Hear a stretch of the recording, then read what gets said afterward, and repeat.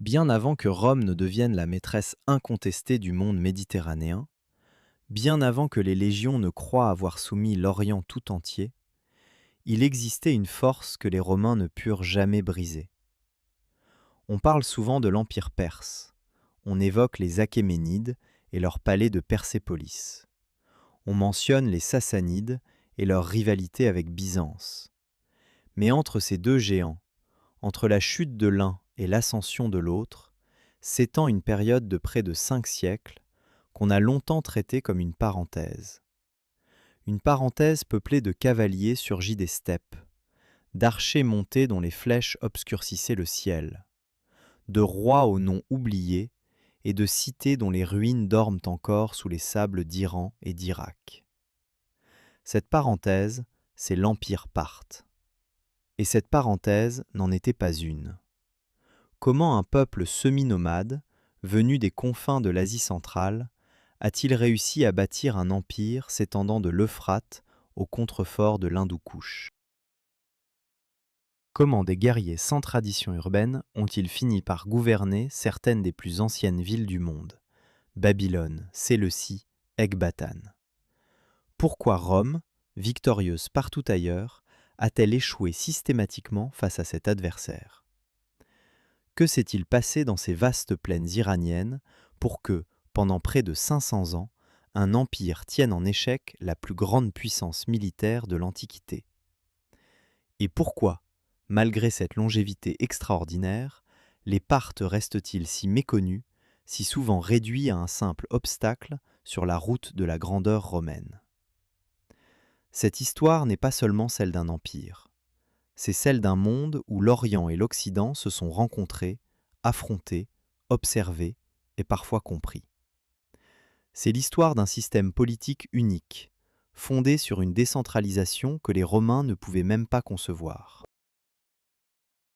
C'est l'histoire de la route de la soie avant qu'on ne lui donne ce nom, du commerce qui reliait la Chine à la Méditerranée, en passant par des caravansérails parthes. C'est, enfin, l'histoire d'un oubli, car les Parthes, contrairement aux Romains ou aux Perses achéménides, n'ont laissé que peu de textes, peu de monuments grandioses, peu de récits de leur propre voix. Ce qu'on sait d'eux, on le sait surtout par leurs ennemis.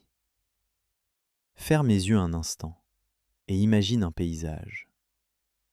Nous sommes au IIIe siècle avant notre ère, quelque part dans le nord-est de l'Iran actuel, dans une région que les Grecs appellent la Parthie, la Parthienne. C'est un pays de collines sèches, de vallées étroites où coulent des rivières saisonnières, de steppes herbeuses qui s'étendent vers le nord en direction de ce qu'on nomme aujourd'hui le Turkménistan. L'air est sec, chargé de poussière. Le vent souffle depuis les plateaux d'Asie centrale, un vent constant, têtu, qui courbe les herbes et assèche la peau. Les nuits sont froides, même en été. Les étoiles, dans ce ciel sans humidité, brillent avec une netteté presque agressive. Les habitants de cette région sont des Parniens, un sous-groupe des Daë, une confédération de peuples iraniens semi-nomades. Ils vivent entre le cheval et la tente, entre le pâturage d'été et le campement d'hiver.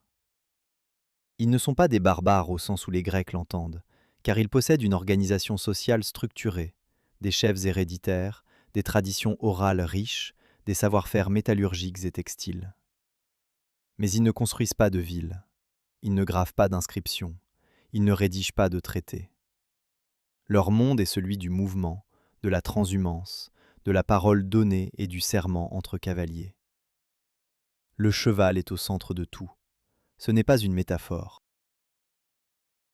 Le cheval parthe est une race particulière, plus grand que les montures des steppes mongoles, plus résistant que les chevaux grecs, capable de porter un cavalier en armure sur de longues distances sans faiblir. L'élevage de ces chevaux est un art transmis de père en fils, et la qualité de la monture détermine le rang social du cavalier. Un homme sans bon cheval n'est rien. Un homme avec un cheval d'exception peut devenir chef de clan. Ces cavaliers pratiquent une technique de combat que les Romains découvriront à leurs dépens, le tir à l'arc en retraite. Le cavalier lance son cheval au galop se retourne sur sa selle et tire ses flèches vers l'arrière, frappant l'ennemi qui le poursuit. Ce geste, qui exige une coordination extraordinaire entre le corps, l'arc et la monture, deviendra le symbole même de la guerre parthe. Les Romains l'appelleront le tir du Parthe, et l'expression survivra à l'Empire lui-même, traversant les siècles pour entrer dans le langage courant. Mais nous n'en sommes pas encore là. Pour l'instant, les Parniens ne sont qu'un peuple parmi d'autres dans l'immensité des steppes d'Asie centrale, et rien ne les distingue encore de leurs voisins. Pour comprendre comment ces cavaliers des steppes vont conquérir un empire, il faut d'abord comprendre ce qui existait avant eux. Et ce qui existait, c'était un monde façonné par Alexandre le Grand et par ses successeurs. Quand Alexandre meurt à Babylone en 323 avant notre ère, à l'âge de 32 ans, il laisse derrière lui le plus vaste empire que le monde ait connu. De la Macédoine à l'Indus, de l'Égypte à l'Asie centrale, tout est théoriquement sous domination macédonienne. Mais Alexandre n'a pas eu le temps de mettre en place un système de gouvernance stable, et à sa mort, ses généraux se déchirent. C'est la période des diadoques, ces successeurs qui vont se partager l'empire comme on dépecait un animal sacrifié. L'Orient, la partie la plus vaste et la plus diverse de l'héritage d'Alexandre, échoua finalement à Séleucos, l'un de ses compagnons les plus habiles. Séleucos fonde une dynastie, les Séleucides, et un empire qui s'étend de la Syrie à la Bactriane, englobant la Mésopotamie, l'Iran, l'Afghanistan actuel et des portions de l'Asie centrale. C'est un empire immense, peuplé de dizaines de peuples différents, parlant des dizaines de langues, pratiquant des dizaines de religions. Et c'est un empire dont le cœur est grec. Les Séleucides fondent des villes sur le modèle grec, avec des agoras, des gymnases, des théâtres. Ils installent des colons macédoniens et grecs dans des régions où les populations locales vivent selon des traditions millénaires. Ils imposent le grec comme langue administrative, même si l'araméen reste la langue du quotidien pour la majorité des habitants. Ils frappent des monnaies à l'effigie de leur roi, avec des inscriptions grecques. Ils entretiennent des armées sur le modèle macédonien, avec des phalanges de fantassins lourds armés de longues sarissses. Mais cet empire a une faiblesse structurelle. Il est trop grand pour être gouverné depuis un seul centre. Les distances sont énormes, les communications lentes, les loyautés fragiles. Les satrapes, ces gouverneurs provinciaux hérités du système achéménide, jouissent d'une autonomie considérable, et certains d'entre eux commencent très vite à se comporter en souverains indépendants. La périphérie de l'empire se détache progressivement du centre, comme des morceaux de glace qui se séparent d'une banquise. C'est dans ce contexte de fragmentation que les Parniens vont saisir leur chance. Et la figure centrale de cette saisie est un homme dont on sait peu de choses avec certitude, mais dont le nom traversera les siècles comme celui du fondateur d'un empire.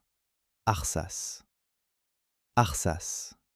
Le nom est à la fois celui d'un homme et celui d'une dynastie. Tous les rois parthes, pendant près de 500 ans, porteront le titre d'Arsacide, comme les rois d'Égypte portaient celui de Pharaon. Mais qui était Arsas ? Les sources divergent. Certaines traditions le présentent comme un chef parnien de naissance noble, d'autres comme un aventurier audacieux qui s'est emparé du pouvoir par la force et la ruse. Ce qu'on sait, c'est qu'aux alentours de 247 avant notre ère, Arsas mène ses cavaliers dans la satrapie séleucide de Parthie, profitant du fait que le roi séleucide Antiochos II est empêtré dans des conflits à l'ouest de son empire. La conquête n'est pas un événement spectaculaire. Il n'y a pas de grande bataille, pas de siège mémorable. Arsas et ses cavaliers s'infiltrent dans une province mal défendue, dont le satrape, un certain Andragoras, a lui-même tenté de se rendre indépendant des Séleucides. Arsas élimine ou soumet Andragoras et prend le contrôle de la partie. C'est un acte d'opportunisme politique et militaire, le genre d'événement qui, dans l'immensité de l'Asie, pouvait passer presque inaperçu. Mais Arsas ne s'arrête pas là. Il étend rapidement son autorité à la région voisine d'Hyrcanie, au sud de la mer Caspienne, une zone plus fertile, plus peuplée, plus riche que les steppes de Parthie. L'Hyrcanie offre des ressources agricoles, des forêts, de l'eau, tout ce dont un jeune État a besoin pour s'enraciner. Arsas s'y installe et commence à poser les fondations d'un pouvoir durable. Il faut imaginer ce que représente ce moment. Un chef de cavaliers nomade, habitué aux campements temporaires et aux raids saisonniers, se retrouve à la tête d'un territoire sédentaire, avec des villes, des paysans, des systèmes d'irrigation, des routes commerciales.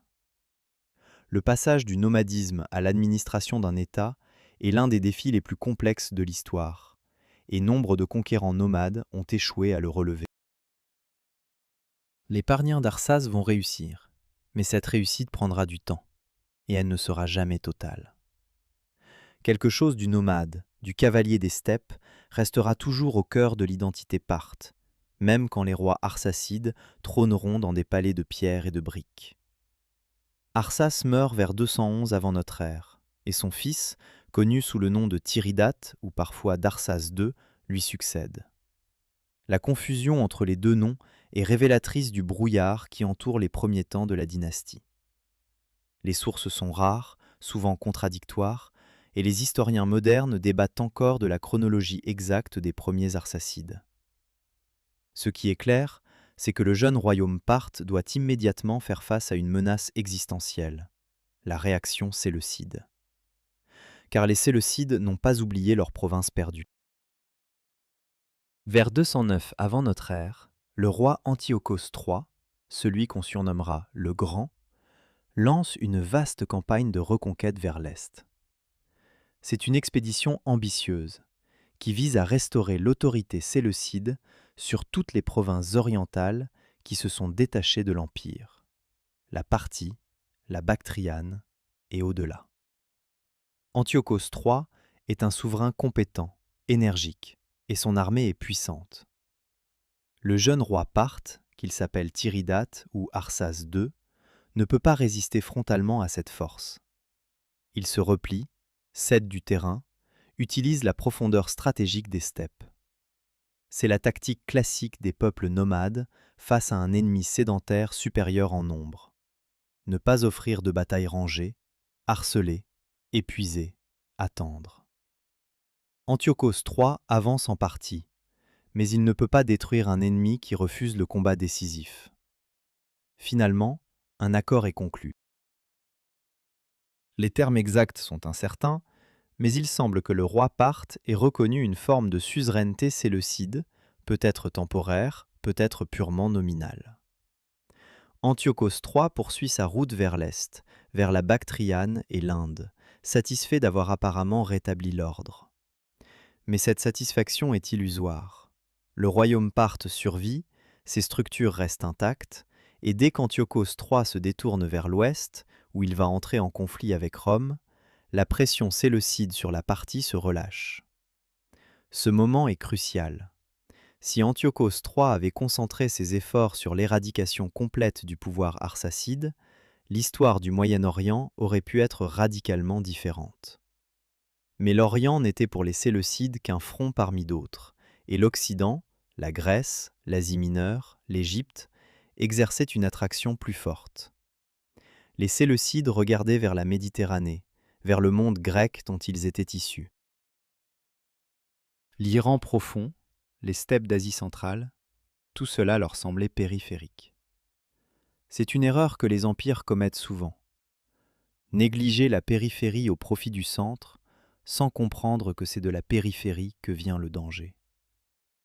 Et la défaite d'Antiochos III face aux Romains à la bataille de Magnésie, en 190 avant notre ère, change tout. Le traité d'Apamée, qui suit cette défaite, ampute l'empire séleucide de l'Asie mineure, impose un tribut écrasant et réduit drastiquement ses forces militaires. Le colosse séleucide chancelle, et ses provinces orientales le sentent. La Bactriane confirme son indépendance, et la Parthie commence à grandir. C'est sous le règne de Mithridate Ier, qui monte sur le trône arsacide vers 171 avant notre ère, que le petit royaume parthe se transforme en empire. Mithridate Ier est peut-être le plus grand souverain de la dynastie arsacide, celui qui a donné à l'État parthe ses dimensions impériales et une partie de son identité. Son règne est une succession de conquêtes qui remodèlent la carte du Moyen-Orient. Mithridate Ier profite de l'effondrement progressif de l'autorité séleucide pour étendre le territoire parthe dans toutes les directions. Vers l'est, il soumet des régions de l'Afghanistan actuel et du Baloutchistan.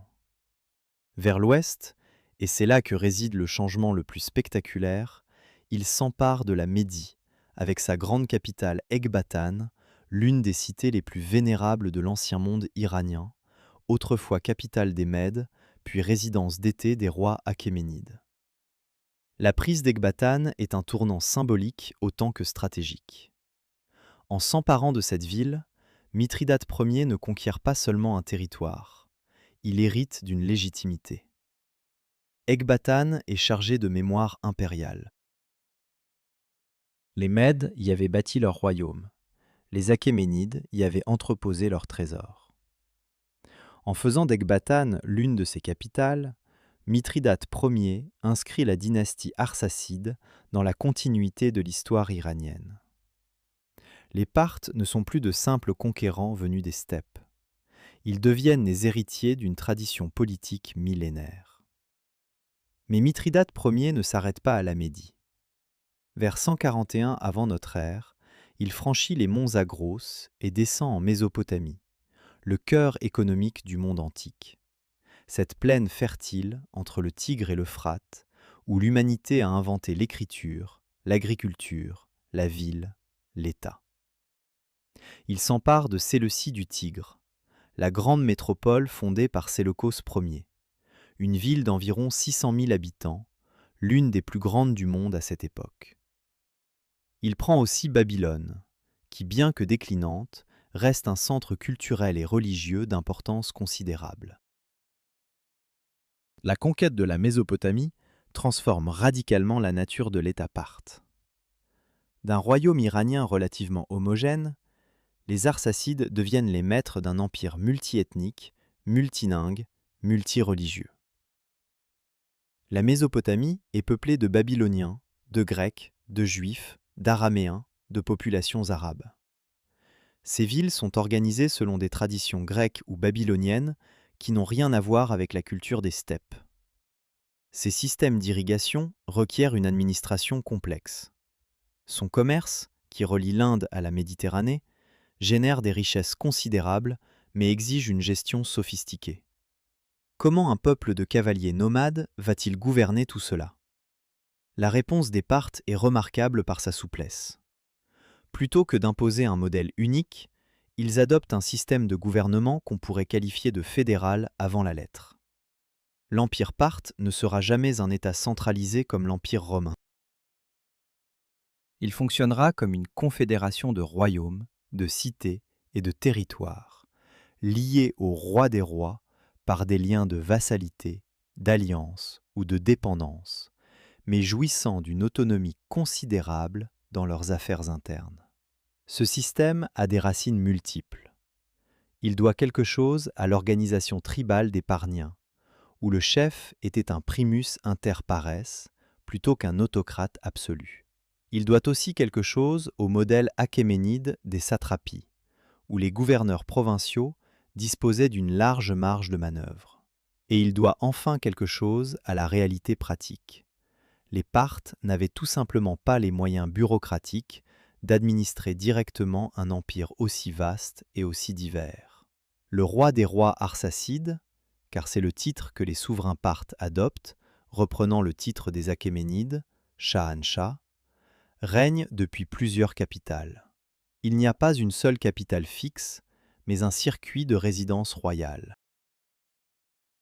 Ecbatane pour l'été, quand la chaleur de la Mésopotamie devient insupportable. Ctésiphon, fondé en face de Séleucie du Tigre, sur la rive orientale, pour l'hiver et pour les affaires de l'Empire occidental.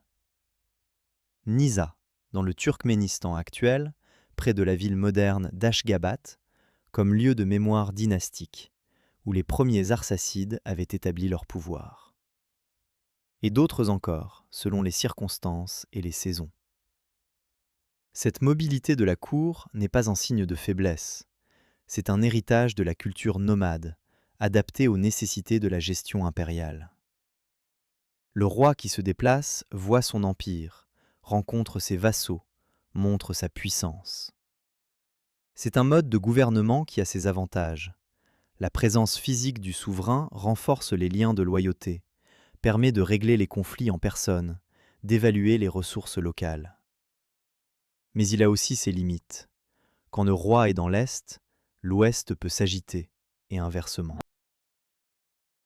Sous le roi des rois, on trouve une hiérarchie complexe de pouvoir. Les grandes familles nobles parthes, souvent appelées les 7 grandes maisons, par analogie avec les 7 familles nobles de l'époque achéménide, jouent un rôle central. Les Surènes, les Carènes et d'autres clans aristocratiques possèdent des domaines immenses, entretiennent leurs propres armées et exercent des fonctions héréditaires au sein de l'État.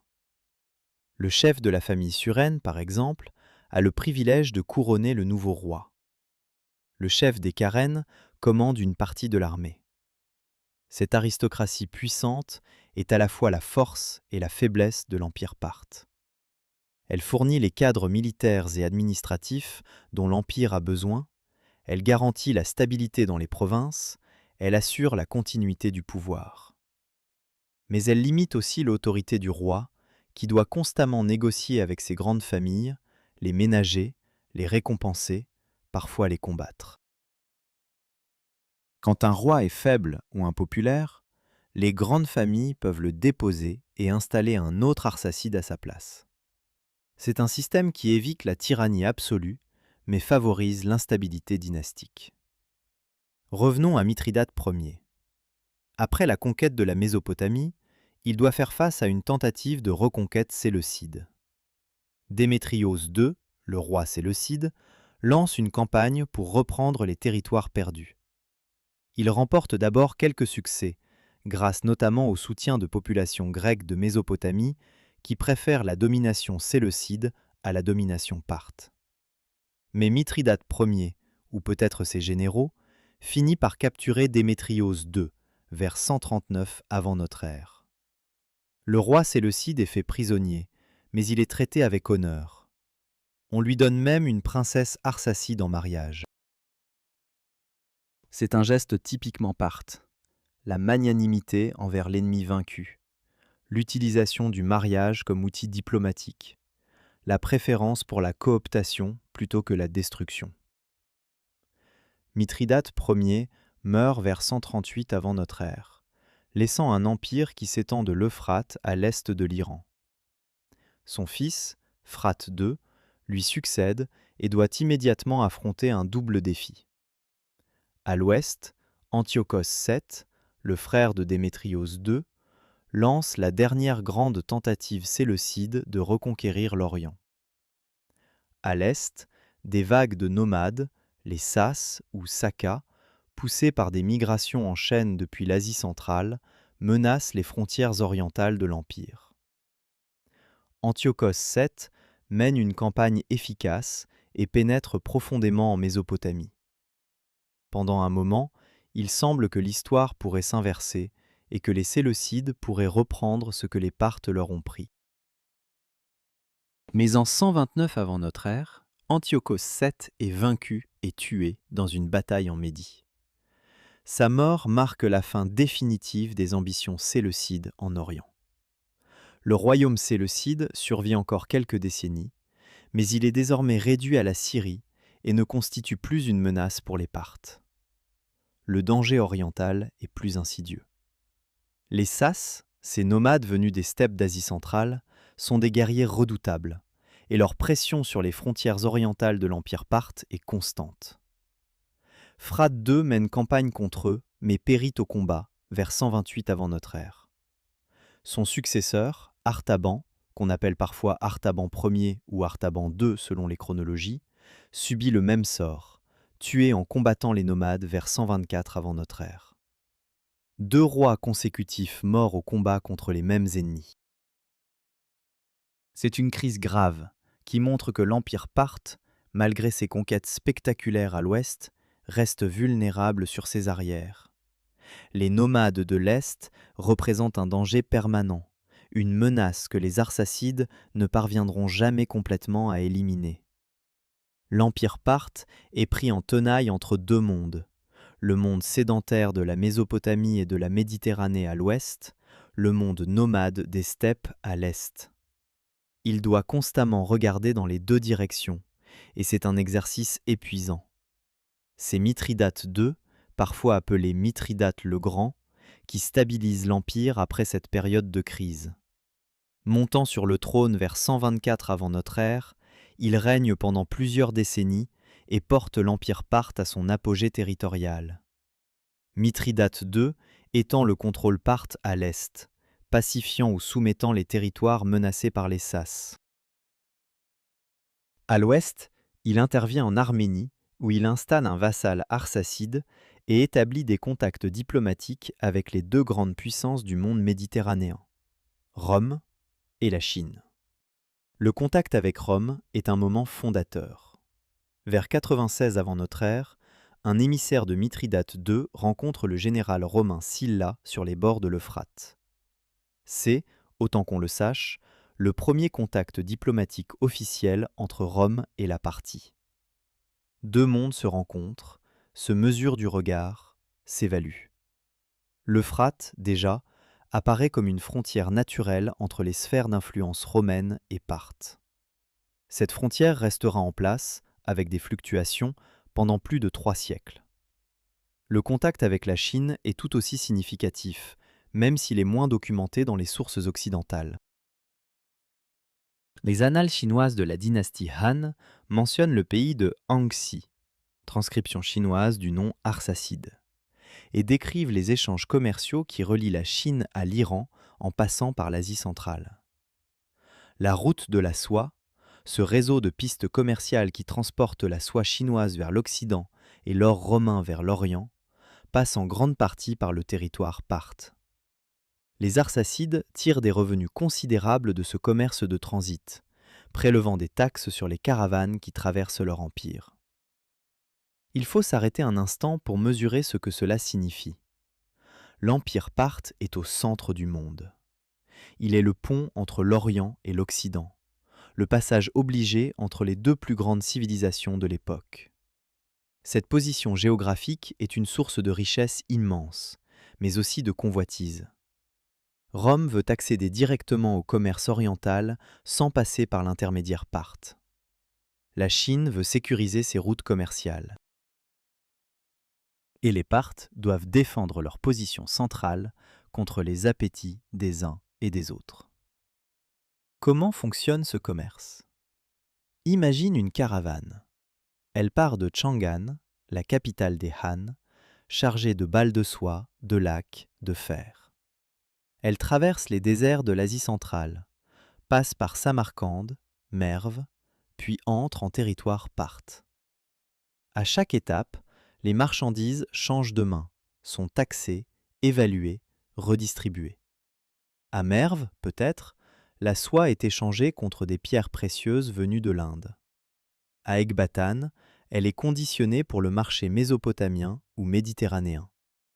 À Séleucie-Ctésiphon, la double métropole des bords du Tigre, elle est vendue à des marchands palmyréniens ou nabatéens qui la transporteront jusqu'au port de la Méditerranée. Les Parthes ne se contentent pas de taxer ce commerce. Ils y participent activement. Les marchands parthes sont présents sur toute la longueur de la route de la soie, et certaines familles aristocratiques tirent une partie de leurs revenus du commerce international. La ville de Palmyre, dans le désert syrien, bien qu'elle ne soit pas formellement sous domination parthe, entretient des relations commerciales étroites avec l'empire arsacide, et ses marchands servent d'intermédiaires entre le monde parthe et le monde romain. Ce commerce ne transporte pas seulement des biens matériels, il transporte aussi des idées, des religions, des techniques, des formes artistiques. Le bouddhisme, né en Inde, se propage vers l'Asie centrale en passant par les routes commerciales contrôlées ou influencées par les Parthes. Le zoroastrisme, religion traditionnelle de l'Iran, coexiste avec des cultes grecs, des traditions babyloniennes, des pratiques juives. L'art parthe mêle des influences grecques, iraniennes et mésopotamiennes dans un syncrétisme unique. Mais quittons un moment les grandes routes commerciales et les palais royaux pour nous intéresser à la vie quotidienne dans l'Empire parthe. Que voit-on si l'on se promène dans une ville parthe, disons Séleucie du Tigre, vers le 1er siècle avant notre ère? Séleucie est une métropole cosmopolite.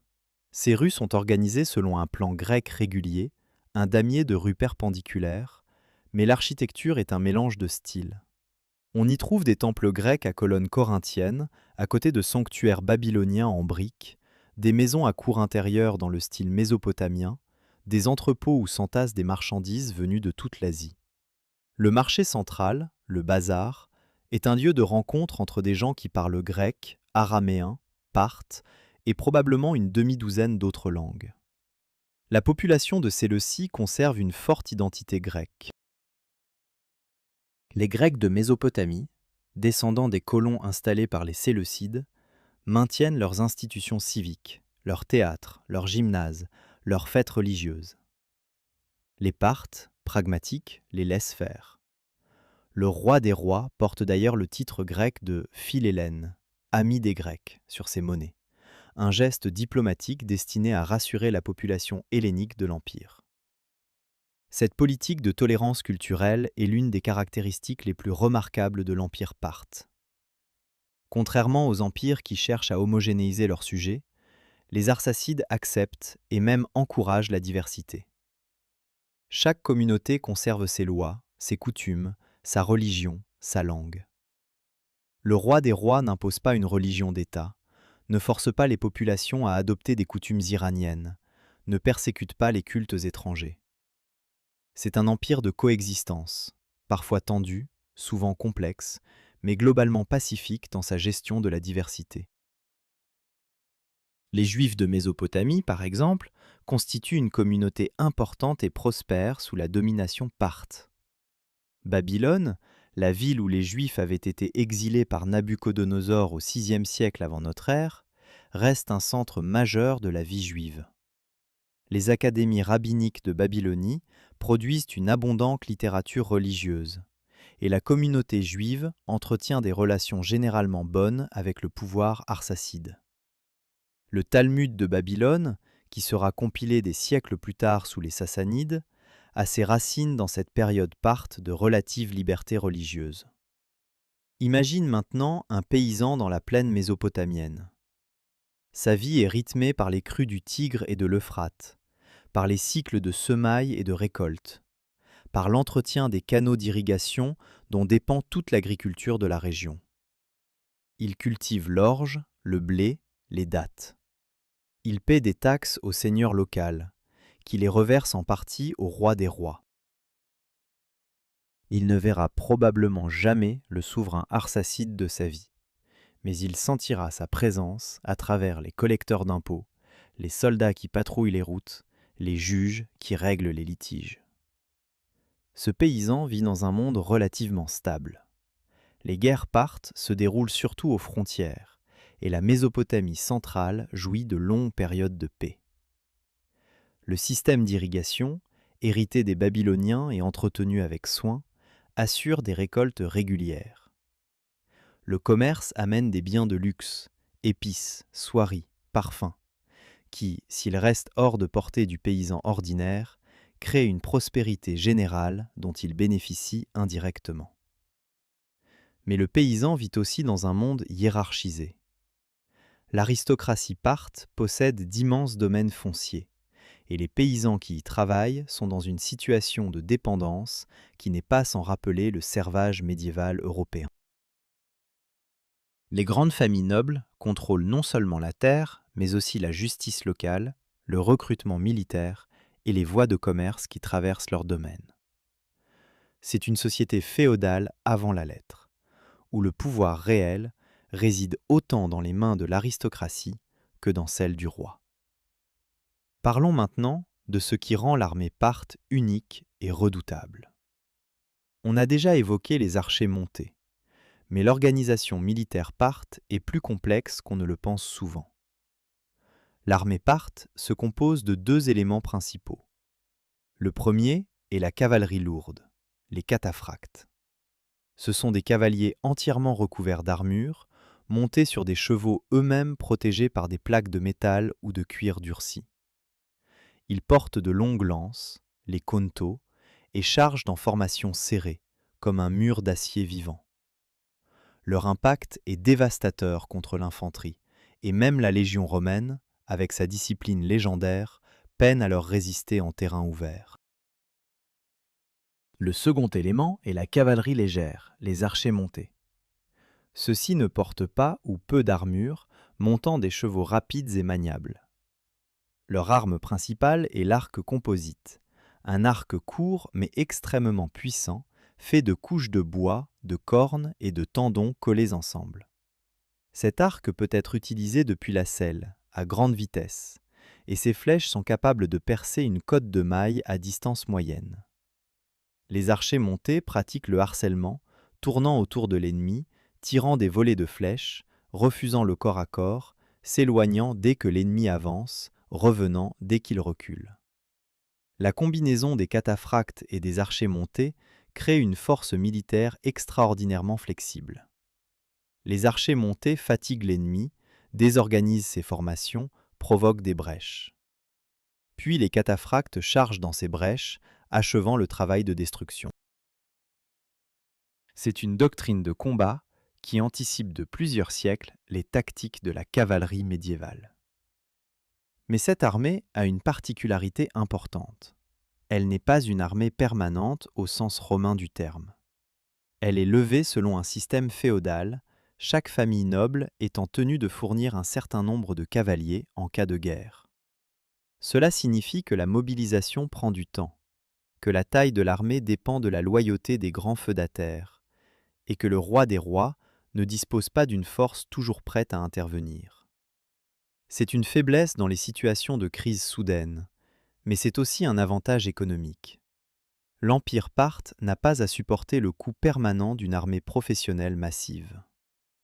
C'est avec cette armée que les Parthes vont affronter Rome, et c'est dans cet affrontement que leur histoire va prendre sa dimension la plus dramatique et la plus connue. La première grande collision entre Rome et la Parthie a lieu en 53 avant notre ère, et elle est l'un des événements les plus marquants de l'histoire militaire antique. Marcus Licinius Crassus, l'un des hommes les plus riches de Rome, membre du premier triumvirat avec César et Pompée, décide de lancer une invasion de l'Empire parthe. Ses motivations sont un mélange d'ambition personnelle, de désir de gloire militaire pour rivaliser avec les exploits de ses deux associés, et de convoitise pour les richesses de l'Orient. Crassus rassemble une armée considérable, environ 7 légions, soit peut-être 40 000 hommes, auxquels s'ajoutent des troupes auxiliaires, dont de la cavalerie gauloise. Il traverse l'Euphrate et s'enfonce dans les plaines de la haute Mésopotamie, en direction de la grande ville de Kars, l'actuel Harran, dans le sud-est de la Turquie. Le roi parthe, Orodès II, divise ses forces. Il mène personnellement une partie de l'armée en Arménie pour neutraliser l'allié romain Artavasdé, le roi d'Arménie. L'autre partie de l'armée, sous le commandement du général Suréna, de la puissante famille des Surènes, est envoyée à la rencontre de Crassus. Suréna est un personnage extraordinaire. Jeune, probablement dans la trentaine, il est le chef de l'une des plus puissantes familles de l'Empire. Selon les sources antiques, il voyage avec un cortège de 1000 chameaux pour son seul bagage et dispose d'une garde personnelle de 10 000 cavaliers. Mais au-delà de l'apparat, Suréna est un tacticien de génie. La bataille de Car se déroule en juin de l'année 53 avant notre ère. C'est une journée de chaleur intense. Le soleil tape sur la plaine aride, et les légionnaires romains, en armure lourde, souffrent de la soif et de l'épuisement. Crassus a commis l'erreur de s'aventurer dans un terrain ouvert, parfaitement adapté à la cavalerie parthe et catastrophique pour l'infanterie romaine. Surena déploie ses archers montés autour des légions romaines et commence le harcèlement. Les archers tournent autour de la formation romaine, tirant des volées incessantes de flèches. Les légionnaires forment la tortue, cette formation défensive où les boucliers se chevauchent pour former un toit protecteur, mais les flèches parthes, tirées à cadence rapide, trouvent les interstices, frappent les jambes, les pieds, les bras exposés. Les Romains espèrent que les archers finiront par épuiser leurs réserves de flèches. C'est un espoir raisonnable en temps normal, car un archer à cheval ne peut porter qu'un nombre limité de projectiles. Mais Surena a prévu ce problème. Il a amené un train de chameaux chargé de flèches, et les archers viennent se réapprovisionner régulièrement, maintenant une pluie de projectiles apparemment inépuisable. Crassus envoie son fils, Publius, avec un détachement de cavalerie gauloise et d'infanterie légère pour disperser les archers. Publius charge avec bravoure, mais les archers montés reculent, l'attirant loin du corps principal de l'armée. C'est un piège. Quand Publius est suffisamment isolé, les cataphractes parthes, chargent et écrasent son détachement. Publius est tué, et sa tête est fichée sur une lance et promenée devant les lignes romaines. Pour Crassus, c'est un coup terrible, personnel autant que militaire. La bataille se poursuit pendant des heures, sous un soleil implacable. Les légions romaines, incapables d'atteindre un ennemi qui refuse le corps à corps, se font décimer lentement. Quand la nuit tombe, Crassus tente de se replier vers la ville fortifiée de Car. La retraite est chaotique, désordonnée.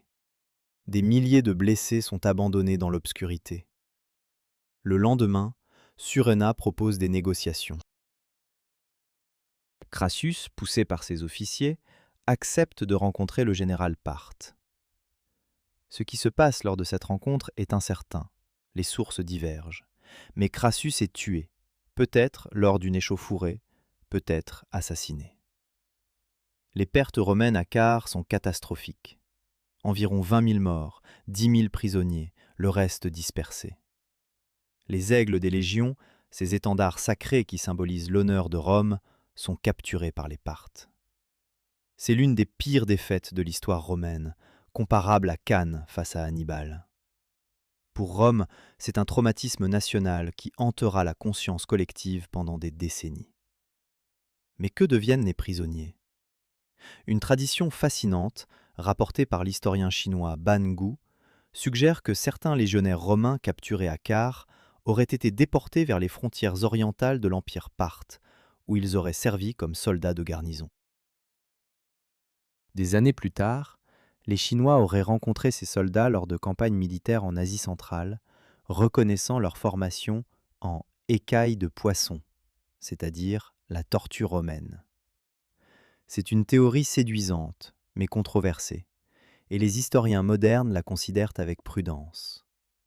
Qu'elle soit vraie ou non, elle illustre l'étendue vertigineuse de l'Empire parthe et les connexions qu'il créait entre des mondes que tout semblait séparer. Le sort de Surena, le vainqueur de Car, est ironiquement tragique.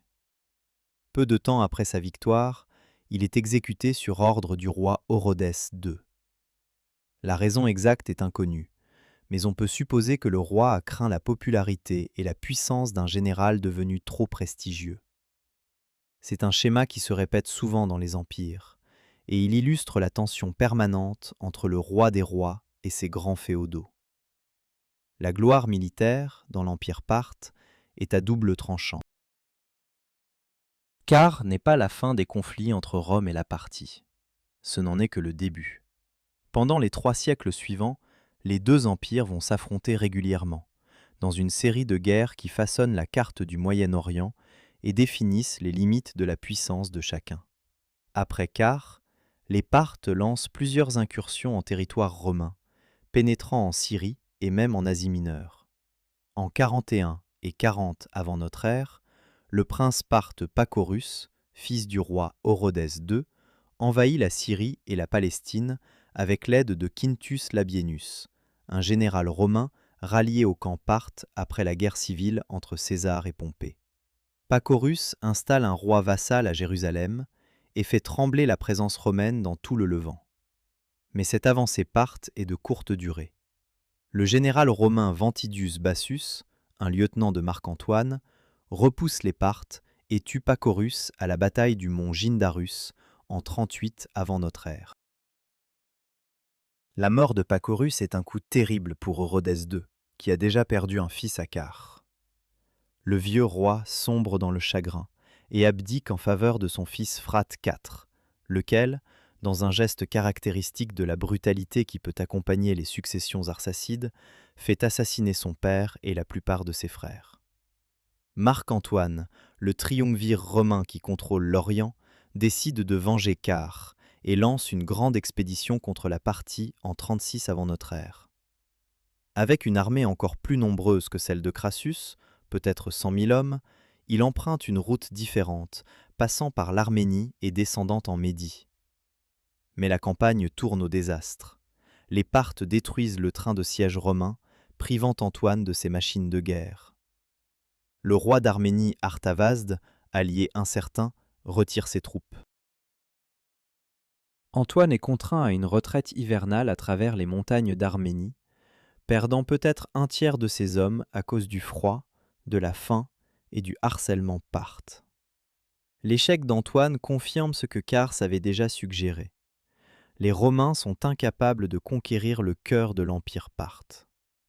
Les distances sont trop grandes, le terrain trop difficile, la logistique trop complexe, et la cavalerie parthe trop mobile pour être vaincue par les légions dans les vastes plaines iraniennes.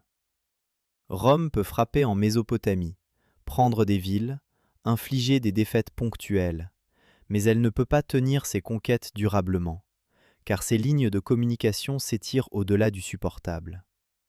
Auguste, le premier empereur romain, comprend cette réalité. Plutôt que de chercher une conquête militaire impossible, il opte pour la diplomatie. En 20 avant notre ère, il négocie avec Phrate IV la restitution des aigles légionnaires perdus à Kars. Ce retour des aigles est célébré à Rome comme une grande victoire, et Auguste fait frapper des monnaies commémoratives. Mais c'est une victoire symbolique, obtenue par la négociation, non par les armes. La frontière entre les deux empires reste l'Euphrate, et aucun des deux camps n'a fondamentalement changé l'équilibre des forces. L'Arménie devient le terrain de jeu principal de la rivalité romano-parthe. Ce royaume montagneux, situé entre les deux empires, est à la fois tampon et enjeu. Rome et la Parthie se disputent le droit d'installer des rois favorables sur le trône arménien, et chaque changement de souverain à Artaxata, la capitale arménienne, risque de déclencher un conflit entre les deux grandes puissances. Sous le règne de Néron, cette rivalité aboutit à un compromis durable. Le prince arsacide Tiridate, frère du roi parthe Vologèse Ier, est installé sur le trône d'Arménie, mais il doit recevoir sa couronne des mains de l'empereur romain. En 66 de notre ère, Tiridate se rend à Rome, dans un voyage spectaculaire, et Néron le couronne personnellement dans une cérémonie grandiose. C'est une solution élégante. L'Arménie est gouvernée par un arsacide, satisfaisant la Parthie, mais investi par Rome, satisfaisant l'honneur romain. Ce compromis durera, avec des interruptions, pendant plusieurs décennies. Mais les guerres reprennent sous Trajan. L'empereur romain, militariste et ambitieux, lance en 114 de notre ère la plus grande offensive romaine jamais dirigée contre l'empire parthe. Trajan envahit l'Arménie, la transforme en province romaine, puis descend en Mésopotamie. Il prend Ctésiphon, la capitale parthe, en 116. Pour la première fois, un empereur romain se tient dans le palais des rois arsacides. Trajan pousse jusqu'au golfe Persique, et la tradition raconte qu'en voyant la mer, il regrette de ne pas être assez jeune pour marcher sur les traces d'Alexandre jusqu'en Inde. Mais les conquêtes de Trajan sont éphémères. Des révoltes éclatent dans son dos, en Mésopotamie, en Judée, en Afrique du Nord. Les lignes de communication romaines sont trop étirées, les garnisons trop dispersées. Trajan est contraint de reculer et meurt en 117 sur le chemin du retour à Sélinus de Cilicie. Son successeur, Hadrien, abandonne immédiatement les conquêtes orientales de Trajan, jugeant qu'elles sont indéfendables. L'Euphrate redevient la frontière. Cette séquence, invasion romaine, prise de Ctésiphon, incapacité à tenir les conquêtes, retrait, se répète plusieurs fois dans l'histoire des relations romano-parthes. C'est une leçon que les Romains semblent incapables d'apprendre ou qu'ils choisissent d'ignorer pour des raisons de prestige politique. La Mésopotamie est une proie tentante, riche et vulnérable, mais l'occuper durablement est une autre affaire. Sous Marc Aurèle, les Parthes prennent l'initiative et envahissent la Syrie en 161. L'armée romaine de Syrie est défaite et les Parthes avancent profondément en territoire romain. Marc Aurèle envoie son co-empereur, Lucius Verus, avec une forte armée pour repousser l'invasion. Les généraux romains Statius Priscus et Avidius Cassius mènent une contre-offensive efficace, reprennent l'Arménie et descendent en Mésopotamie. Ctésiphon est prise et incendiée en 165. Mais cette fois encore, les Romains ne peuvent pas maintenir leur présence. Et leur armée ramène de Mésopotamie une terrible épidémie, la peste antonine, qui va ravager l'Empire romain pendant des années, tuant peut-être 5 millions de personnes. Les conséquences de cette guerre parthes dépassent donc infiniment le cadre militaire. Septime Sévère, vers 197, reprend Ctésiphon une fois de plus, profitant d'une période de guerre civile dans l'Empire parthe. C'est la troisième fois qu'un empereur romain capture la capitale arsacide. Mais comme toujours, la conquête est temporaire, et les Romains se retirent, emportant du butin, mais laissant les structures du pouvoir parthes fondamentalement intactes. Comment expliquer cette résilience parthe face à Rome ? Plusieurs facteurs entrent en jeu. D'abord, la géographie. L'Empire parthe est protégé par d'immenses distances, des déserts, des montagnes, des fleuves. Même quand les Romains prennent Ctésiphon, ils se retrouvent dans un environnement hostile, loin de leur base, exposés au harcèlement de la cavalerie parthe. Ensuite, la structure décentralisée de l'Empire. Quand Ctésiphon tombe, le roi peut se réfugier en Médie ou en Iran oriental, et les structures provinciales continuent de fonctionner. Il n'y a pas de point unique de défaillance. L'Empire parthe est comme un organisme à plusieurs centres vitaux. On peut en blesser un sans tuer l'ensemble. Enfin, la société parthe est militarisée de bas en haut. Chaque noble est un guerrier, chaque cavalier est un combattant, et la levée des troupes peut se faire rapidement à travers le réseau féodal. Les Parthes n'ont pas besoin d'une armée permanente coûteuse, parce que leur société tout entière est organisée pour la guerre. Mais cette résilience a ses limites, et les siècles de guerre avec Rome, combinés aux tensions internes, finissent par user l'Empire parthe.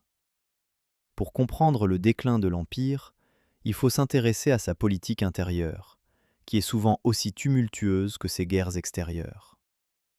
L'histoire politique de l'Empire parthe est jalonnée de guerres civiles, d'usurpations, de dépositions et d'assassinats. La succession au trône n'est jamais simple. En théorie, le trône passe de père en fils, mais en pratique, les grandes familles nobles, qui ont le pouvoir de faire et défaire les rois, interviennent constamment.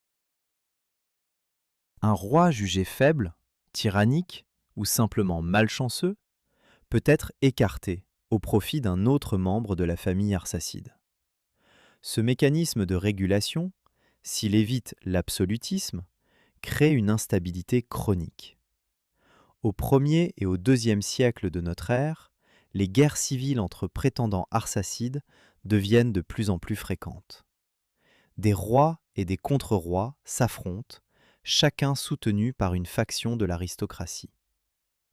Rome exploite systématiquement ces divisions, soutenant tantôt un prétendant, tantôt un autre, pour maintenir la partie dans un état de faiblesse. L'un des exemples les plus frappants est celui de Vonones Ier, au début du 1er siècle de notre ère. Vonones est un prince arsacide qui a été élevé à Rome en tant qu'otage. Quand il est installé sur le trône parthe, vers 8 ou 9 de notre ère, il apporte avec lui des manières romaines, des goûts romains, un mode de vie que l'aristocratie parthe considère comme étranger et dégradant. Les nobles se révoltent, le déposent et installent à sa place Artaban, un arsacide de la branche orientale de la famille, plus proche des traditions iraniennes. Cet épisode illustre une tension fondamentale au sein de l'Empire parthe, la tension entre hellénisme et iranisme. Les Parthes ont hérité du monde grec des Séleucides, et pendant longtemps, ils ont maintenu une attitude favorable envers la culture grecque. Mais au fil des siècles, une réaction iranienne se dessine. Les traditions iraniennes, le zoroastrisme, les coutumes autochtones reprennent de l'importance. Le roi qui est trop grec est suspect. Le roi qui est trop romain est inacceptable. Cette oscillation entre Orient et Occident n'est pas propre aux Parthes. On la retrouve dans l'Iran moderne, dans la Turquie contemporaine, dans tous les pays qui se situent à la charnière entre le monde occidental et le monde asiatique. Mais chez les Parthes, elle prend une forme particulièrement aiguë, car l'Empire repose sur la coexistence de populations grecques et iraniennes, et toute inclinaison trop marquée dans un sens ou dans l'autre risque de mécontenter une partie des sujets. Penchons-nous un instant sur la religion dans l'Empire parthe. Le zoroastrisme est la religion traditionnelle des peuples iraniens, et les arsacides la pratiquent certainement sous une forme ou une autre. Mais le zoroastrisme parthe est très différent du zoroastrisme codifié et institutionnalisé que mettront en place les sassanides. Sous les Parthes, le zoroastrisme coexiste avec d'autres cultes, et il n'y a pas de clergé d'État imposant une orthodoxie religieuse. Les temples du feu, caractéristiques du zoroastrisme, existent dans tout l'Empire, mais ils côtoient des temples dédiés à des divinités grecques, mésopotamiennes, iraniennes, non zoroastriennes. Le culte de Mitra, par exemple, est très populaire dans l'Empire parthe, et c'est probablement par l'intermédiaire des contacts avec le monde parthe que le mitraïsme se répandra plus tard dans l'Empire romain, où il connaîtra un succès considérable parmi les soldats. Le culte d'Anaïta, la déesse des eaux et de la fertilité, est également très important. Les temples d'Anaïta sont parmi les plus grands et les plus richement dotés de l'Empire. Le culte de Nana ou Nanaya, hérité des traditions mésopotamiennes, persiste dans les villes de Mésopotamie. Et les cultes grecs, Héraclès, Zeus, Apollon, continuent d'être pratiqués dans les communautés helléniques. Cette diversité religieuse est liée à la structure même de l'Empire. Puisque le pouvoir central n'impose pas de religion, chaque communauté conserve ses croyances et ses pratiques. Le roi des rois ne se présente pas comme le défenseur d'une seule vérité religieuse, mais comme le protecteur de tous ses sujets, quelle que soit leur foi. C'est une attitude qui contraste fortement avec celle des Sassanides, qui feront du zoroastrisme une religion d'État et persécuteront les minorités religieuses. Mais revenons au fil de l'histoire politique. Le 2e siècle de notre ère est une période difficile pour l'Empire parthe. Les guerres avec Rome se multiplient, les guerres civiles s'intensifient et de nouvelles menaces apparaissent aux frontières. Les Kushans, un empire bouddhiste qui s'est établi en Afghanistan et dans le nord de l'Inde, exercent une pression sur les frontières orientales. Des tribus nomades continuent de s'agiter dans les steppes du nord-est. L'un des épisodes les plus significatifs de cette période est le règne de Vologèse Ier au milieu du 1er siècle. Vologèse Ier est un souverain ambitieux qui tentent de réformer l'Empire et de renforcer le pouvoir royal. Ils fondent une nouvelle ville, Vologésias, près de Babylone, peut-être pour créer un centre urbain loyal à la couronne, indépendant de Séleucie, dont la population grecque est parfois rebelle. Il encourage un retour aux traditions iraniennes et semble avoir favorisé la compilation écrite des textes zoroastriens qui avaient jusqu'alors été transmis oralement. Mais Vologèse Ier fait aussi face à des défis internes. Son frère Pacorus, qui règne en Médie, se révolte, et un autre frère, Tiridate, installé en Arménie, poursuit ses propres ambitions. La famille arsacide, vaste et ramifiée, est une source permanente de rivalité et de conflits. Le règne de Vologèse IV, dans la seconde moitié du IIe siècle, coïncide avec la guerre contre Lucius Verus et Marc Aurèle.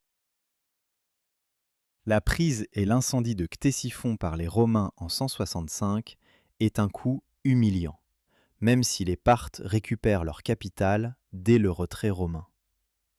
Plus grave encore, l'épidémie rapportée par les soldats romains frappe aussi les populations de Mésopotamie, affaiblissant l'économie et réduisant la base fiscale de l'Empire.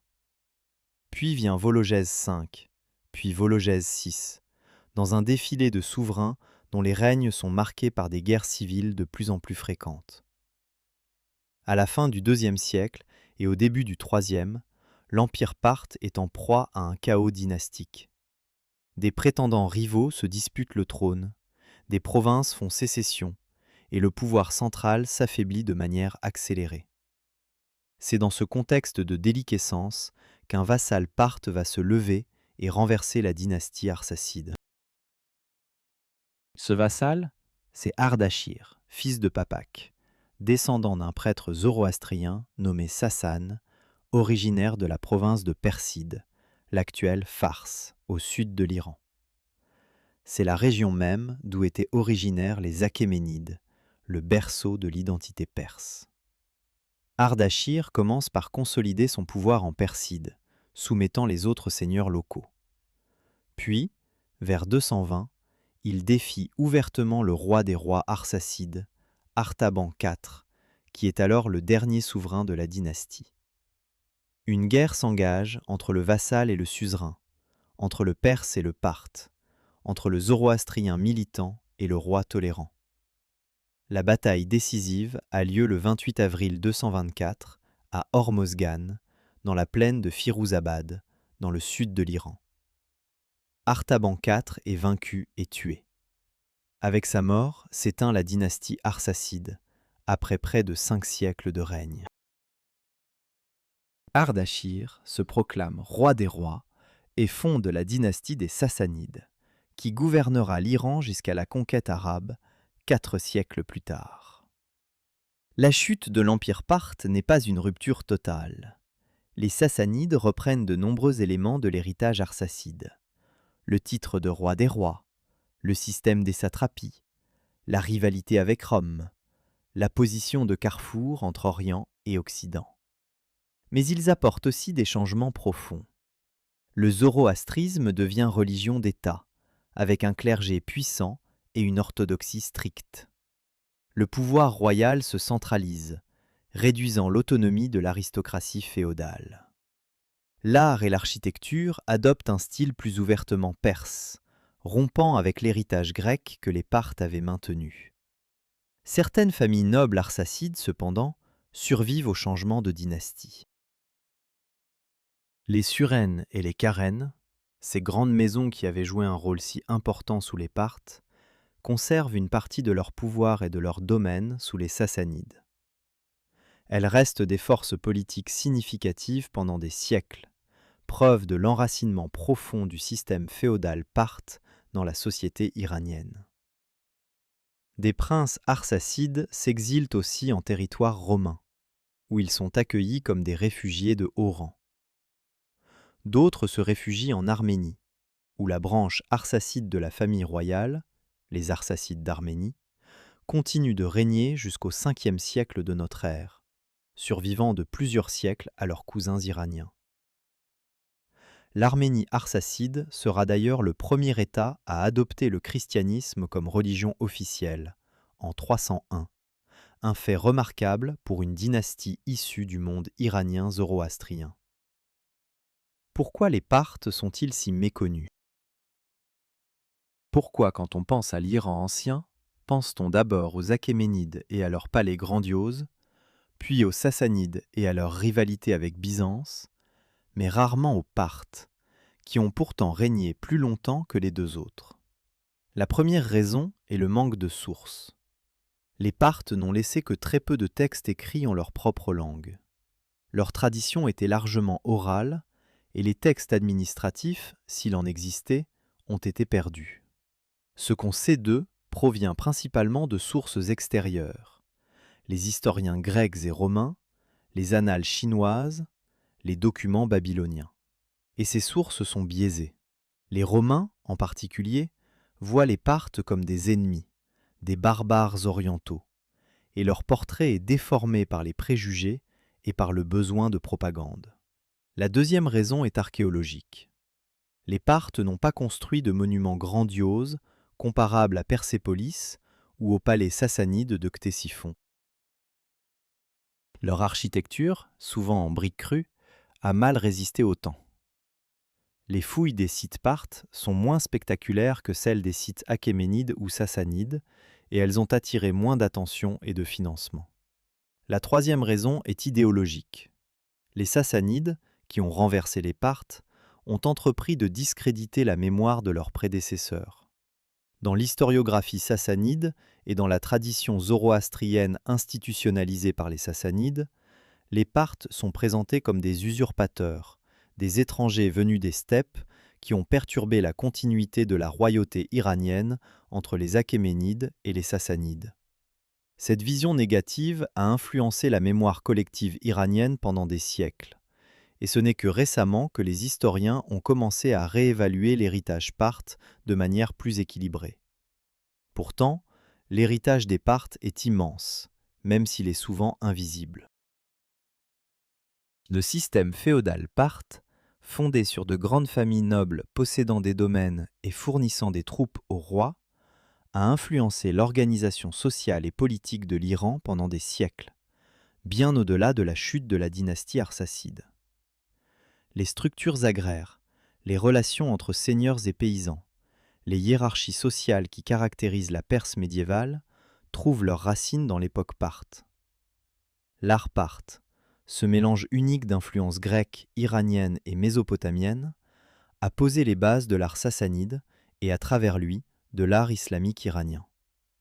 La frontalité, c'est-à-dire la représentation des personnages face au spectateur, qui caractérise l'art parthe, rompt avec la tradition grecque du profil et anticipe les conventions artistiques de l'art byzantin et de l'art islamique. Les reliefs rupestres parthes, bien que moins célèbres que ceux des Sassanides, montrent une maîtrise technique et une sensibilité esthétique qui méritent d'être reconnues. Le rôle des Parthes comme intermédiaires commerciaux entre l'Orient et l'Occident a eu des conséquences culturelles profondes. Sans la route de la soie parthe, le bouddhisme ne se serait peut-être pas répandu en Chine de la même manière. Sans les contacts entre l'Empire parthe et l'Empire romain, le mitraïsme ne serait pas devenu un culte majeur dans les légions. Sans le commerce de transit parthe, les échanges technologiques entre le monde méditerranéen et l'Asie orientale auraient été beaucoup plus lents. Et puis il y a l'héritage militaire. La cavalerie lourde parthe, les cataphractes, est l'ancêtre direct du chevalier médiéval. Les techniques de combat développées par les Parthes, l'utilisation combinée de la cavalerie lourde et de la cavalerie légère, le harcèlement à distance suivi de la charge décisive, influenceront la guerre pendant des siècles, des Sassanides aux Byzantins, des Turcs seldjoukides aux Mongols. Revenons un instant sur quelques aspects de la vie parthe que nous n'avons pas encore abordés. La musique, par exemple. Les sources mentionnent l'importance de la musique à la cour arsacide. Les gossans, des ménestrels ou bardes, jouaient un rôle central dans la culture parthe, récitant des poèmes épiques et des chansons qui célébraient les exploits des rois et des héros. C'est à travers ces Gossans que les traditions orales parthes étaient transmises, et c'est probablement à cette tradition que remontent certains éléments du Shahnameh, le livre des rois de Ferdowsi, ce chef-d'œuvre de la littérature persane composé au XIe siècle de notre ère. Le Shahnameh lui-même est révélateur de la mémoire parthe. Ferdowsi, qui écrit 9 siècles après la chute des Arsacides, consacre étonnamment peu d'espace à la période parthe, la réduisant à une liste de rois avec peu de narration. Cela reflète la censure sassanide de la mémoire parthe, mais aussi la nature orale et fragile de la tradition historique arsacide. Les histoires existaient, les Gozans les chantaient, mais elles n'ont pas survécu au changement de dynastie et à l'islamisation ultérieure de l'Iran. La chasse est un autre élément central de la culture parthe. Les bas-reliefs et les plats en argent montrent des scènes de chasse royale, où le roi, à cheval, poursuit des cerfs, des lions, des sangliers dans des parcs aménagés. La chasse n'est pas un simple divertissement, c'est un entraînement militaire, une démonstration de virilité royale, un rituel quasi religieux. Le roi qui chasse bien est un roi puissant, un roi capable de protéger son peuple. Cette tradition de la chasse royale, profondément enracinée dans la culture des steppes, sera reprise par les Sassanides et par les dynasties islamiques ultérieures. La banquette est un autre rituel important. Les sources mentionnent de grands festins à la cour arsacide, avec de la musique, du vin, des danses. Le vin, dont l'Iran est l'un des berceaux historiques, coule abondamment. Les coupes à vin en argent ou en or, décorées de motifs figuratifs, sont parmi les objets les plus caractéristiques de l'art parthe. Ces scènes de banquet reflètent une culture de la convivialité aristocratique, où les liens entre le roi et ses nobles se renforcent à travers le partage de la nourriture, de la boisson et de la musique. L'architecture parthe, bien que moins bien conservée que celle des autres empires iraniens, présente des innovations significatives. L'Iwan, cette grande salle voûtée ouverte sur un côté, qui deviendra l'un des éléments les plus caractéristiques de l'architecture islamique, trouve ses origines dans l'architecture parthe. Les palais de Ctésiphon, d'Assur et de Hatra montrent l'utilisation de l'Iwan comme élément central du plan architectural. Un espace de réception où le souverain recevait ses sujets et ses vassaux. Hatra mérite une attention particulière. Cette ville fortifiée, située dans le nord de l'Irak actuel, entre le Tigre et l'Euphrate, est l'un des sites archéologiques les mieux préservés de la période parthe. Ses remparts massifs, ses temples élaborés, ses sculptures monumentales témoignent de la richesse et de la sophistication de la culture parthe dans sa phase tardive. Hatra était une cité semi-indépendante, gouvernée par un roi local qui reconnaissait la suzeraineté arsacide, et sa population mêlait des éléments arabes, araméens et iraniens.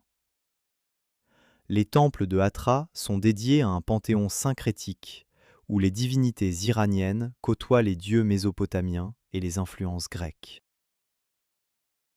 Hatra a résisté à 2 sièges romains, sous Trajan en 116 et sous Septime Sévère en 198, ce qui témoigne de la puissance de ses fortifications et de la détermination de ses défenseurs. Mais elle est finalement tombée face aux Sassanides, vers 241, quand Shapur Ier, le fils et successeur d'Ardachir, a achevé la conquête des derniers bastions arsacides en Mésopotamie. Les ruines de Hatra, classées au patrimoine mondial de l'humanité par l'UNESCO, ont tragiquement souffert de destruction délibérée en 2015, quand des militants de l'État islamique ont saccagé le site. Cette destruction moderne ajoute une couche supplémentaire à l'oubli des Parthes. Non seulement leur mémoire a été marginalisée par l'historiographie, mais les traces matérielles de leur civilisation continuent d'être menacées. Parlons aussi de Nisa, l'autre grande capitale arsacide. Située près de la ville moderne d'Ashgabat au Turkménistan, Nisa est le site des premières fondations de la dynastie arsacide. Les fouilles archéologiques, menées principalement par des équipes soviétiques puis turkmènes et italiennes, ont révélé un complexe palatial remarquable avec des salles de réception, des entrepôts, des fortifications. On y a découvert des ritons en ivoire sculpté, des objets d'une finesse extraordinaire qui mêlent des motifs grecs, des scènes dionysiaques, des centaures, des dieux olympiens, avec des formes iraniennes. Ces ritons sont parmi les chefs-d'œuvre de l'art parthe et illustrent parfaitement le syncrétisme culturel qui caractérise la civilisation arsacide. À Nisa, on a aussi trouvé des documents écrits en parthe sur des ostraca, ces tessons de poterie utilisés comme support d'écriture. Ces textes, principalement des documents administratifs liés à la gestion des vignobles et des entrepôts royaux, sont parmi les rares témoignages directs de la langue et de l'administration parthe. Ils montrent un système de gestion méthodique, avec un suivi précis des stocks de vin, des récoltes, des livraisons. Le vin, encore une fois, occupe une place centrale. Le parthe, la langue des Arsacides, est une langue iranienne du nord-ouest, apparentée au persan mais distincte de celui-ci. Elle s'écrit en alphabet araméen, un héritage de l'usage de l'araméen comme langue administrative sous les Achéménides et les Séleucides. Le parthe reste en usage pendant la période sassanide comme langue littéraire et religieuse, notamment dans les textes manichéens. Le prophète Mani, fondateur du manichéisme, était d'origine parthe et a écrit certains de ses textes dans cette langue. Le manichéisme, d'ailleurs, est un phénomène culturel qui doit beaucoup au monde parthe. Mani naît vers 216 de notre ère en Mésopotamie, dans une communauté baptiste liée au christianisme syriaque. Sa religion, qui se veut une synthèse de toutes les religions, zoroastrisme, bouddhisme, christianisme, reflète le pluralisme religieux caractéristique de l'empire parthe dans ces dernières décennies. Le manichéisme se répandra de la Méditerranée à la Chine, utilisant les mêmes routes commerciales que les marchands parthes avaient empruntées avant lui. Retournons maintenant à la question des relations entre les Parthes et les Juifs. La communauté juive de Mésopotamie, l'une des plus anciennes et des plus importantes de la diaspora, vit sous domination parthe pendant près de 5 siècles. Les relations sont généralement bonnes. Les rois arsacides ne persécutent pas les Juifs, leur permettent de pratiquer leur religion, de maintenir leurs institutions communautaires, de vivre selon leurs lois. Les exilarques, les chefs de la communauté juive de Babylonie, jouissent d'un statut officiel et sont reconnus par le pouvoir parthe. Certaines traditions juives conservent le souvenir d'une relation positive avec les Parthes. Le Talmud de Babylone, compilé sous les Sassanides, contient des références élogieuses au royaume d'Arsas, contrastant avec les jugements plus sévères portés sur Rome, le royaume méchant. Cette mémoire positive est d'autant plus remarquable que les Juifs de Palestine, sous domination romaine, vivaient à la même époque une situation beaucoup plus conflictuelle, marquée par les révoltes de 66 et de 135 de notre ère. L'existence simultanée de 2 grandes communautés juives, l'une sous Rome et l'autre sous la Parthie, a des conséquences profondes sur le développement du judaïsme. Le judaïsme rabbinique se développe des 2 côtés de l'Euphrate, mais les conditions politiques différentes produisent des traditions différentes. Le Talmud de Jérusalem, compilé en Palestine romaine, et le Talmud de Babylone, compilé en Mésopotamie parthe puis sassanide, représentent 2 versions du même effort de codification de la loi religieuse juive, mais leurs perspectives et leurs emphases diffèrent sensiblement. Les Parthes jouent aussi un rôle indirect dans l'histoire du christianisme. La Mésopotamie parthe est l'un des premiers terrains de l'expansion chrétienne en Orient. Des communautés chrétiennes s'établissent à Édesse, dans le nord de la Mésopotamie, dès le IIe siècle de notre ère, et de là, le christianisme se répand vers l'Est, en territoire parthe. L'Église d'Orient, parfois appelée Église nestorienne, qui évangélisera plus tard l'Asie centrale, la Chine et l'Inde, a ses racines dans cette expansion chrétienne en Mésopotamie parthe. La tolérance religieuse des Parthes a donc facilité la diffusion de nouvelles religions, christianisme, manichéisme, bouddhisme, à travers leur empire et au-delà. C'est un paradoxe que les Sassanides, en imposant un zoroastrisme rigide, freineront partiellement ce pluralisme, tout en créant les conditions d'une résistance religieuse qui facilitera l'implantation de l'islam au 7e siècle. Évoquons maintenant la vie des femmes dans l'Empire parthe. Les sources sont rares et souvent biaisées, mais quelques éléments permettent d'esquisser un tableau. Les femmes de l'aristocratie parthe jouissent d'un statut relativement élevé par rapport à d'autres sociétés de l'Antiquité. Les reines arsacides apparaissent sur les monnaies aux côtés de leurs époux, ce qui suggère un rôle public reconnu. Des documents juridiques de la ville de Doura Europos, sur l'Euphrate, montrent des femmes possédant des biens, engageant des transactions commerciales et agissant en leur propre nom. Doura Europos, d'ailleurs, est un site archéologique exceptionnel pour comprendre la vie quotidienne dans l'Empire parthe.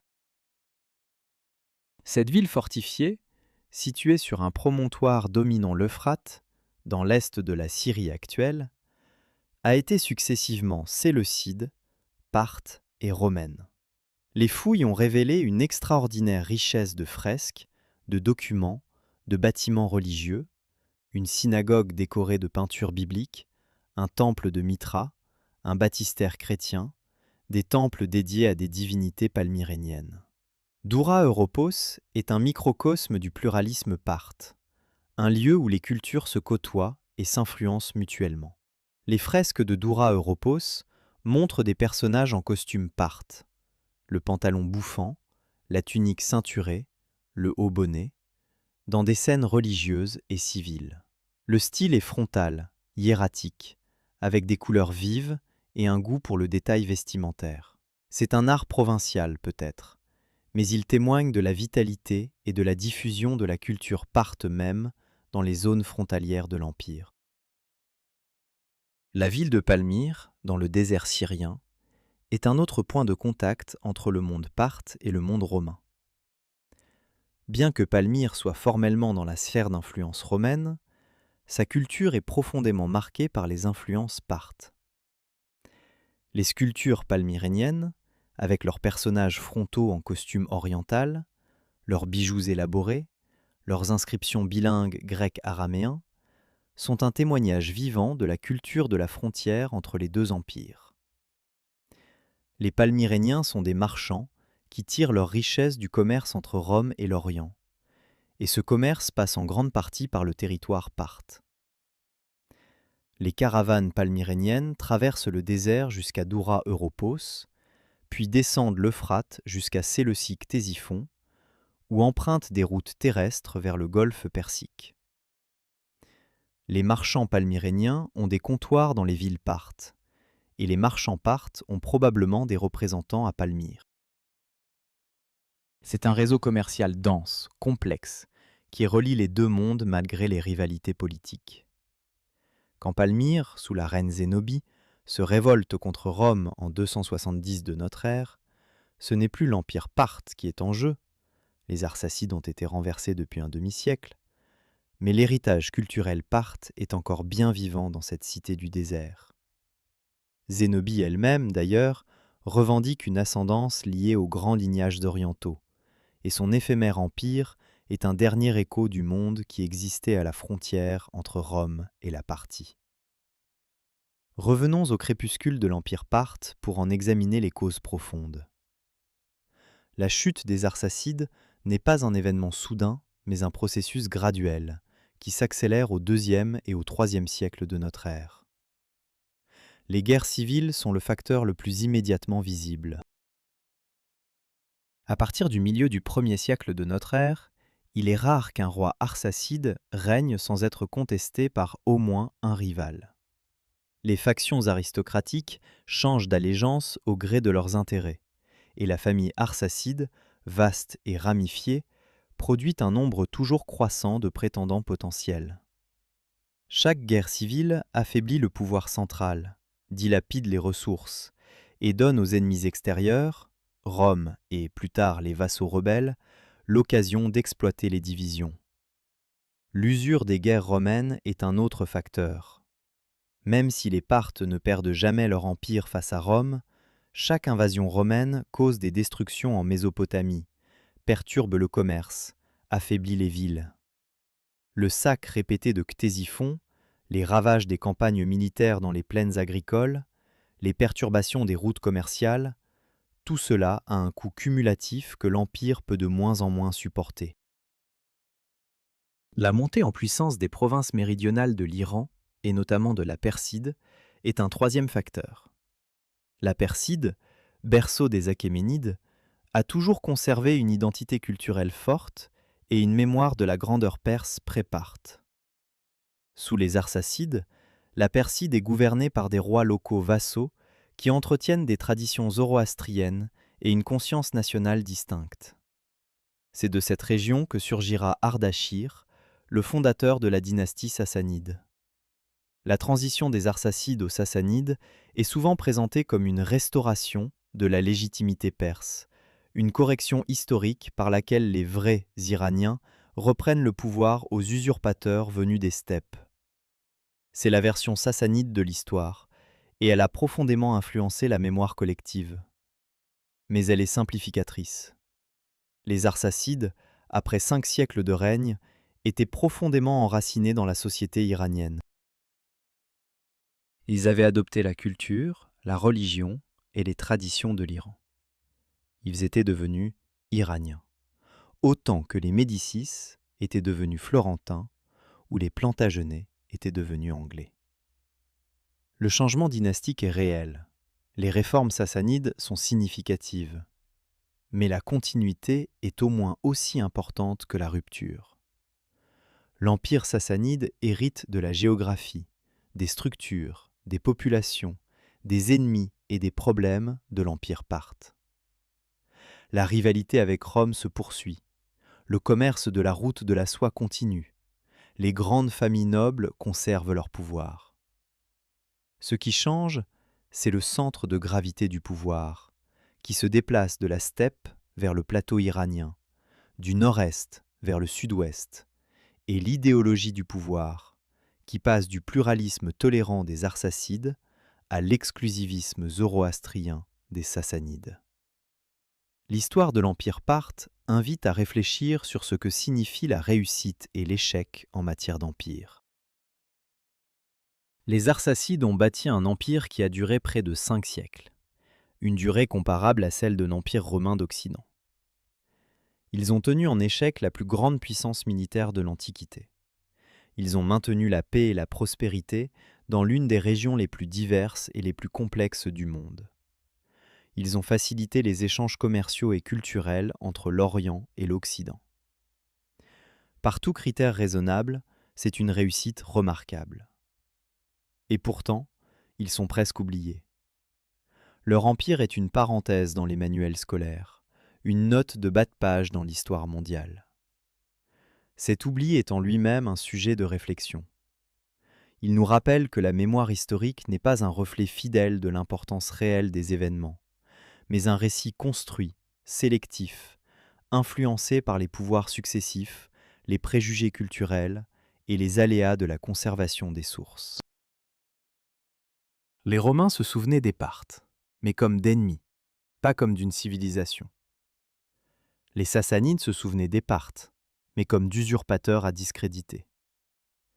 Les historiens européens, héritiers de la tradition gréco-romaine, ont longtemps regardé l'Orient ancien à travers le prisme romain, reproduisant les préjugés de leurs sources.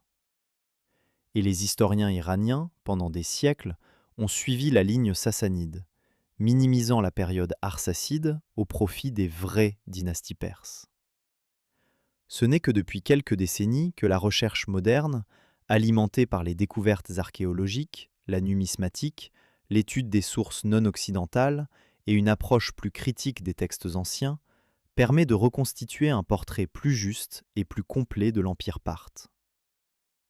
Et ce portrait révèle une civilisation fascinante, complexe, innovante, qui mérite pleinement sa place dans le récit de l'histoire mondiale. Imagine une dernière scène. Nous sommes à Ctésiphon, vers le milieu du IIe siècle de notre ère, à l'apogée de la puissance Sparte. C'est le soir, et le soleil se couche sur le Tigre, peignant l'eau de reflets orangés et pourpres. De l'autre côté du fleuve, les lumières de Séleucie commencent à s'allumer, ponctuant la masse sombre de la ville. Le son d'une flûte monte d'une terrasse, une mélodie lente, mélancolique, typique de la musique iranienne. Dans le palais royal, un banquet se prépare. Les serviteurs disposent des plats de viande rôtie, de riz parfumé au safran, de fruits secs et de dattes. Le vin coule dans des coupes en argent ciselées. Les nobles arrivent, vêtus de leurs tuniques brodées et de leurs pantalons bouffants, portant des dagues ornementales à la ceinture. Ils s'inclinent devant le roi des rois, qui trône sur un divan surélevé, le front ceint d'un diadème orné de perles. Le roi regarde ses nobles avec un mélange de confiance et de méfiance. Il sait que certains d'entre eux voudraient sa place, que d'autres complotent avec ses frères, que la loyauté de tous est conditionnelle. Mais ce soir, il y a la paix. La frontière avec Rome est calme, les nomades de l'Est sont contenus, le commerce prospère. Les entrepôts du palais débordent de soie, d'encens, de pierres précieuses venues d'Inde et de Chine. Le royaume est riche, puissant, vaste. Un Gossan, un barde, s'avance et commence à réciter une histoire. C'est l'histoire d'un héros ancien, un cavalier qui parcourt les steppes, affronte des démons, aime une princesse et finit par fonder un royaume. Les nobles écoutent, bercés par la musique des mots, par le rythme régulier de la récitation. L'histoire est ancienne, plus ancienne que l'Empire, plus ancienne que la dynastie. Elle vient d'un temps où les ancêtres des Parthes erraient encore dans les steppes d'Asie centrale, libres et sauvages, sous un ciel immense. Le roi ferme les yeux un instant. Demain, il y aura des audiences, des arbitrages, des rapports de gouverneurs, des nouvelles des frontières. Il y aura des décisions à prendre, des alliances à renforcer, des rivalités à gérer. Mais ce soir, dans la chaleur du banquet, dans la lumière dorée des lampes à huile, dans le murmure du Tigre qui coule en contrebas du palais, il y a un moment de paix, un moment de beauté, un moment qui ne sera pas consigné dans les chroniques, parce que les chroniques sont écrites par d'autres, par les Romains, par les Grecs, par ceux qui viendront après. Les Parthes, eux, vivent dans l'instant. Ils chantent, ils écoutent, ils oublient, et ils sont oubliés. Et pourtant, quelque chose persiste. Pas un monument, pas un texte, pas un nom sur une pierre. Quelque chose de plus diffus, de plus insaisissable. Une manière de concevoir le pouvoir, non comme une domination absolue, mais comme une négociation permanente.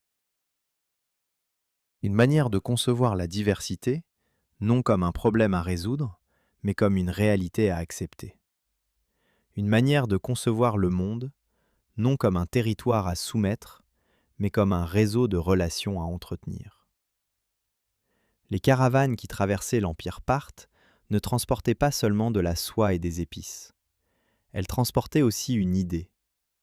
L'idée qu'il est possible de construire quelque chose de durable à la rencontre des mondes, entre l'Orient et l'Occident, entre la steppe et la ville, entre la tradition et l'innovation. Cette idée, les Parthes ne l'ont pas formulée dans des traités philosophiques. Ils l'ont simplement vécue, pendant 5 siècles, dans le mouvement quotidien de leur empire. Le vent du soir se lève sur Ctésiphon. Il vient de l'Est, comme toujours, depuis les plateaux d'Iran, depuis les montagnes de Médie, depuis les steppes lointaines où tout a commencé. Il porte avec lui l'odeur de la poussière, du thym sauvage, de la terre sèche après une journée de chaleur. Le barde continue son récit, mais sa voix s'adoucit. Les nobles somnolent sur leur divan. Le roi lui-même laisse aller sa tête en arrière, bercé par les mots. L'histoire des Parthes est une histoire sans fin, éclatante, sans conclusion spectaculaire. Elle ne s'achève pas dans un incendie ou dans un triomphe, mais dans un glissement lent, presque imperceptible, d'un empire vers un autre, d'une dynastie vers une autre, d'une manière de voir le monde vers une autre. C'est une histoire crépusculaire, une histoire de transition et de passage, une histoire qui invite à la patience et à la contemplation plutôt qu'à l'exaltation. Peut-être est-ce pour cela que cette histoire convient si bien à ce moment, entre la veille et le sommeil, entre la conscience et le rêve. Les Parthes eux-mêmes vivaient entre deux mondes, entre la steppe et la ville, entre la Grèce et l'Iran, entre Rome et la Chine. Et ils avaient appris à habiter cet entre-deux avec une grâce qui leur était propre. Imagine le silence qui tombe sur le palais de Ctésiphon quand le dernier convive s'endort. Le barde se tait, range son instrument, s'éloigne à pas feutrés. Les lampes brûlent encore, projetant des ombres douces sur les murs de stuc peint. Dehors, le Tigre coule dans l'obscurité, portant vers le sud, vers le golfe, vers la mer, les reflets des dernières étoiles. 500 ans de pouvoir, des dizaines de rois, des batailles, des traités, des trahisons, des triomphes, des millions de vies vécues dans l'ombre d'un empire qui ne se racontait pas lui-même. Tout cela dort maintenant sous les sables d'Iran et d'Irak, sous les collines du Turkménistan, sous les eaux du Tigre qui continue, imperturbable, son voyage vers la mer. Mais l'écho persiste. Dans les routes commerciales qui sillonnent encore le Moyen-Orient. Dans les techniques architecturales de l'Iwan qui ornent les mosquées d'Isfahan et de Samarcande. Dans la mémoire confuse mais tenace des cavaliers des steppes qui ont tenu tête à Rome. Dans les ritons d'ivoire de Nisa, exposés dans un musée d'Ashgabat, que des visiteurs contemplent en silence, sans toujours savoir à quel monde disparu ils appartiennent. L'Empire parthe n'a pas besoin de grands monuments pour être mémorable. Il a été, pendant 5 siècles, le cœur battant du monde, le point de rencontre de toutes les civilisations, le passage obligé de toutes les routes. Et si les pierres de ses palais se sont effondrées, si les voix de ses bardes se sont tues, si les noms de ses rois se sont effacés, ce qu'ils ont construit, un espace de circulation, d'échange, de coexistence, continue d'exister sous d'autres formes, dans un monde qui ne sait pas toujours d'où viennent les choses qu'il tient pour acquises. La nuit est tombée. Le vent s'apaise. Quelque part dans la plaine mésopotamienne, un berger ramène son troupeau vers un enclos de pisé. Ses moutons avancent en file, leurs clochettes tintant faiblement dans l'air tiède. Le berger ne sait rien des rois arsacides, rien des batailles de Car, rien de la route de la soie. Mais il marche sur une terre que ses rois ont gouvernée, sur un chemin que ses caravanes ont emprunté, sous un ciel que ses cavaliers ont contemplé. Et la terre se souvient, même quand les hommes oublient. Laisse maintenant les images se dissoudre lentement. Les palais, les batailles, les caravanes, les cavaliers. Laisse-les retourner au silence d'où ils sont venus. L'histoire est finie, ou plutôt elle continue, mais sans bruit, comme un fleuve qui coule dans l'obscurité. Les Parthes dorment dans leur tombe perdue, sous les collines d'un pays qu'ils n'auraient pas reconnu. Mais leur histoire ce soir a été racontée une fois de plus, portée par des mots qui traversent le temps, comme les caravanes traversaient le désert. Le sommeil vient, comme venait le crépuscule sur les plaines de Mésopotamie, lentement, doucement, irrésistiblement. Ferme les yeux, respire, et laisse la nuit faire son travail, comme elle le faisait il y a 2000 ans, quand les lampes s'éteignaient une à une dans les palais de Ctésiphon, et que le monde, pour quelques heures, cessait de s'agiter et consentait au repos. Si cette histoire t'a accompagné vers le calme de la nuit, si elle a rendu le chemin vers le sommeil un peu plus doux, pense à t'abonner à cette chaîne, à laisser un pouce en l'air, pour que d'autres voyageurs de la nuit puissent eux aussi trouver leur chemin vers le repos au fil des histoires du monde. Bonne nuit.